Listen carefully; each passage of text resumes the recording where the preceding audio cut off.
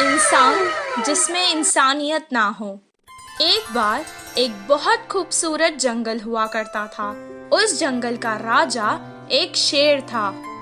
वो जंगल के हर जानवर को अपने बच्चों की तरह ही देखता था और इसी तरह सभी जानवर एक साथ मिलजुल कर रहते थे।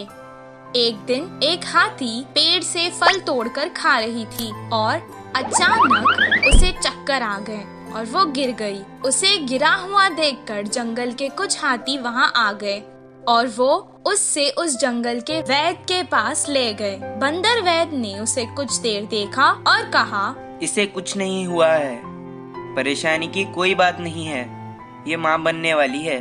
ये खुशखबरी सुनकर जंगल के सभी जानवर खुशी मनाने लगे। गधे ने हाथी से कहा, अरे वाह, अब बस आराम करना और मेरी तरह भारी चीजें मत उठाना।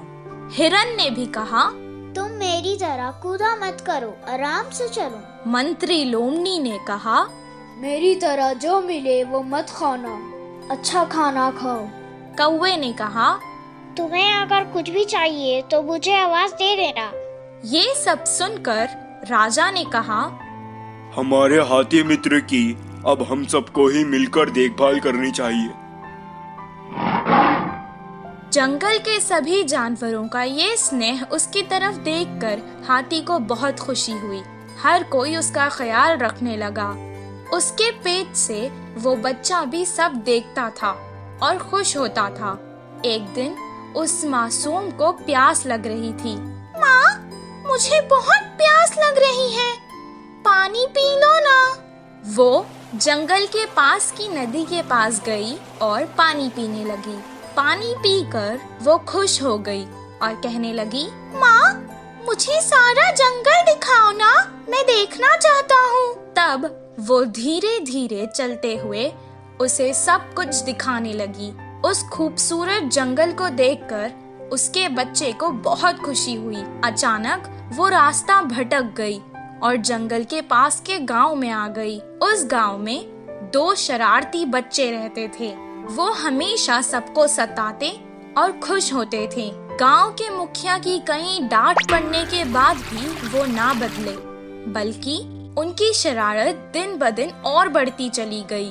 कुछ दिन बाद उन्होंने सोचा कि पटाखों के साथ कुछ शरारत करते हैं। तब उन्होंने वो पटाखे एक अनानास में भर डाले और रख दिए। तभी वहाँ से वो हाथी जा रही थी। पटाखों से भरा अनानास उन्होंने उस बेचारे हाथी को खिला दिया।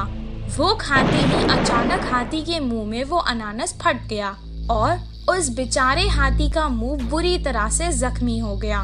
वो बेचारी तड़पती हुई यहाँ वहाँ भागने लगी, लेकिन उसे ऐसे देखकर उन दोनों शरारती बच्चों को बहुत मजा आने लगा। वो भागते भागते वापस जंगल आ गई और अपने मित्रों को सारा हाल सुनाने लगी। वो सब एक जगह जमा होकर बहुत दुखी हो गए।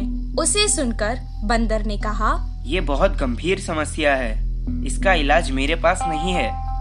कुछ देर बाद हाथी का बच्चा माँ से कहने लगा, माँ, काफी देर हो चुकी है, मुझे भूख लग रही है, कुछ खाने को दो ना। बेचारी मुंह जख्मी होने के कारण ना खुद कुछ खा पा रही थी और ना अपने भूखे बच्चे को कुछ खिला पा रही थी। वो वापस नदी में गई और पानी से ही अपने बच्चे की भूख मिटाना चाहती थी।